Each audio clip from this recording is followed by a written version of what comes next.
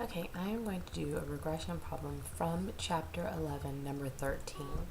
The question is, a psychiatrist wondered how much a night's sleep could affect a person's alertness and reaction time. She collected a random sample of people and asked them, X, how many hours of sleep they got. So the X column right here represents the number of hours they got. The first person got 5 hours. The second person got 10.5. Then she also administered a test to find out what the reaction time was. And so a person who had 5 hours of sleep had a reaction time of, let's say, 13 seconds. A person who had 10.5 hours of sleep had 8-second reaction time. And so the first thing you sort of have to ask yourself, if you kind of go up and down the X and the Y, is you wonder, what's the relationship between X and Y? And you think about your own self.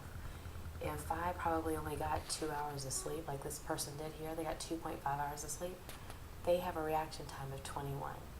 So as you can see, the less sleep you have, well, this number gets a little bigger this is, which automatically tells you this is a negative relationship. Okay. Negative relationship, meaning that I should expect to see, if I were to just quickly graph it, I would expect to see something like this, is what I'm thinking my slope is going to look like. That's a negative relationship, right? And so we're going to go and do A, B, C, and D, right? So the first thing here, I went ahead and I just diagrammed all my points. So for example, this point here is 415, and this point here is 2.5 times 21. And if any of you are still struggling with graphing, 2.5, what you do is 2.5 is the x-axis. This is your right here. This is your independent axis. The number of hours of you sleep, okay, will predict your reaction time.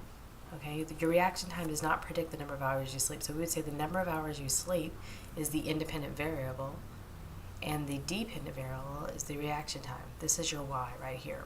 Okay, and the whole purpose of regression is to figure out, make predictions about this y value based on the x. Now, for example, your reaction time may be dependent on several other things other than the number of hours you sleep. And so what we'll do is eventually, after we come up with a regression line, we will then test to, or basically calculate our r squared. And the r squared is just the value that tells us what percentage or goodness of fit. Once we get the line, it tells us how close our fit is. Okay, so let's start off. I like to use Excel to do this, and I'm going to use the formula that the video had, okay, which is basically x bar times y bar, x bar times y bar minus the mean of x times y over, you have to know what this means. This right here is if I were to get the average of the x's and square it, minus this is squaring all the x's and then get their average, okay? This term right here is going to give me the b-intercept. Because before we learned that the formula for the line is y is equal to a plus b times x, okay? This right here is your intercept, the y-intercept, which just tells you where this line is going to intersect the slope here, somewhere in here, all right?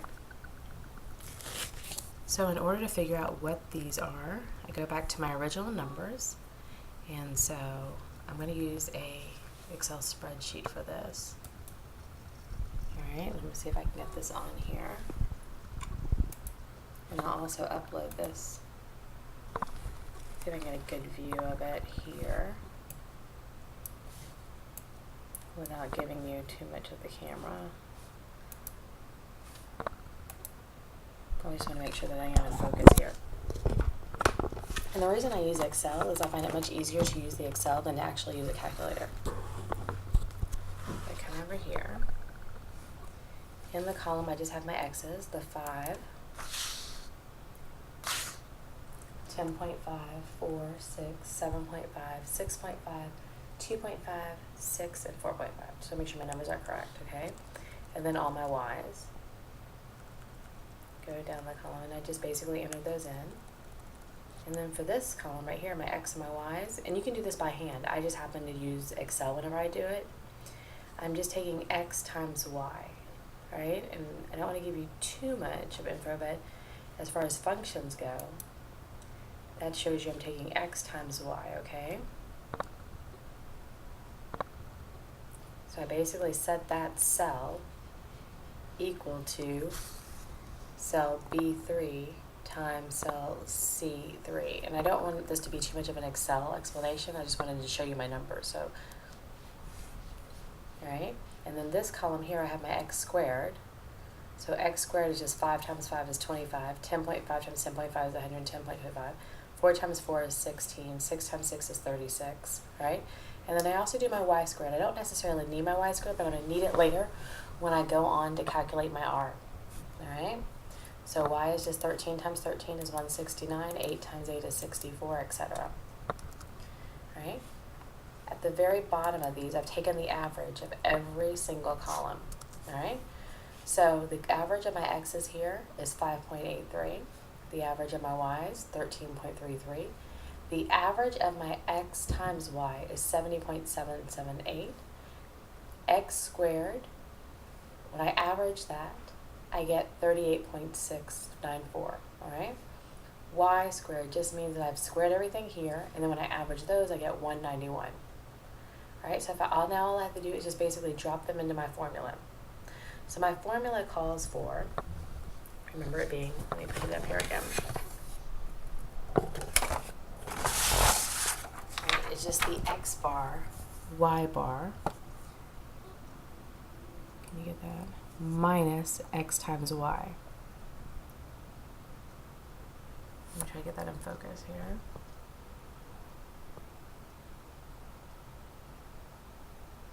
Funny because when I got a new camera, again, and I can't seem to get it. Oh, there we go. All right. So now my x bar and my y bar.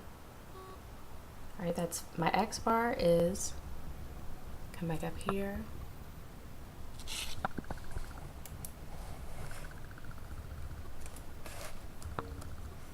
All right, 5.833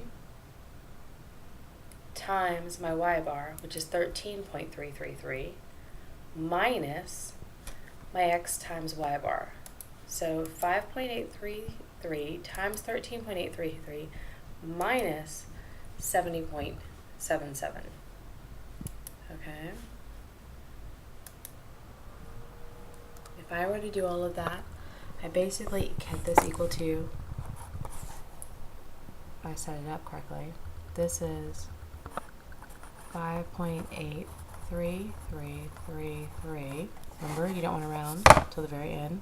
Times 13.33333 minus 70.77778. Okay, that's my numerator. When I multiply all that out, I end up with just this equaling 7. All right, now my denominator is different. Remember, this was x bar squared. Okay, x bar squared. So that is the 5.833 squared. So if I take 5.83333 and square it, minus this term here, which is x squared average. Okay, x squared average, I found out before, was my 38.69444. Let me show you that up here. And again, I will put this out there for you. There's that 38.69444. All right. If I come back here, I basically end up with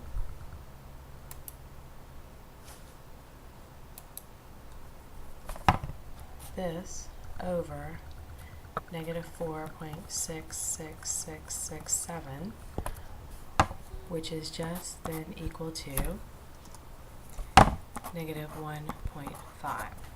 Okay, so I've done all of this. All I really know right now is that my slope is negative 1.5, rise over run, right? All right, now I need to calculate my b term. To calculate your b term, the formula was just b is equal to y bar minus your slope times x bar. All right, if I just plug in my numbers here, that's why I had the y column. My y bar is 13.33. So I have 13.333 plus, excuse me, and I put plus here. It should be minus a negative 1.5. But I'm going to go ahead and, actually let me write it correctly, then I'll change it. That way if anybody doesn't hear the video. So it's minus negative 1.5 times my x bar.